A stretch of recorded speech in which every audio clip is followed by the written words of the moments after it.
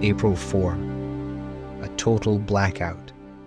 It was now about the 6th hour, and there was darkness over the whole land until the 9th hour, while the sun's light failed. Luke chapter 23, verses 44 and 45. Following Jesus' crucifixion, right around midday, the land was swallowed up in darkness. Imagine how unsettling that must have been. All of a sudden, people surely felt more vulnerable, more on edge. There may have been some who had been present at the arrest of Jesus and remembered that he had warned, "This is your hour and the power of darkness." But the majority probably said to one another, "I wonder what this darkness is about. I wonder why this has taken place." In one sense, they should have known the answer to that question. Jesus' death occurred during the celebration of the Passover in Jerusalem, a celebration that had taken place annually for hundreds of years. During this time, the Jews would recall that the final plague God sent over Egypt before the arrival of the angel of death and the death of the firstborn sons was that of darkness over all the land. They would recall that after the darkness came death, that on that occasion, only those who were protected by the blood of the Passover lamb awakened in the morning to find their firstborn still with them. And now, here, in the greater Exodus previewed by that first one, darkness preceded the death of Christ, who was and is the perfect Passover lamb.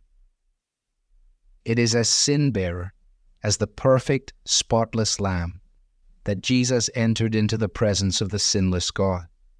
What's more, he carried with him no substitutionary sacrifice aside from himself.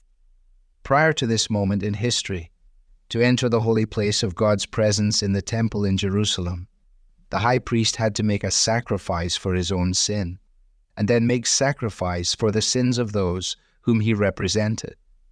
But this high priest entered the heavenly presence of the holy God carrying nothing. Why? Because he himself needed no sacrifice, for he was perfect, sinless, and yet he himself was the sacrifice. Jesus was the Lamb. There was nothing else he could carry, and nothing else he should carry. As Peter explains, he himself bore our sins in his body on the tree. And so the darkness of God's judgment did not have the last word. Because Jesus became sin, incurring the full fury of God's wrath, we can be transferred into God's kingdom, into his marvelous light. There is nothing else in all the world that demonstrates how real God's love is for sinners, and how real our sin is to God. Well might the sun in darkness hide, and shut his glories in, when Christ the mighty Maker died, for man, the creature's sin. Devotional material is taken from the Truth for Life Daily Devotionals, copyright Alistair Begg, published by the Good Book Company. This reading was digitally created for Truth for Life and is used with permission. For more clear, relevant Bible teaching, visit truthforlife.org.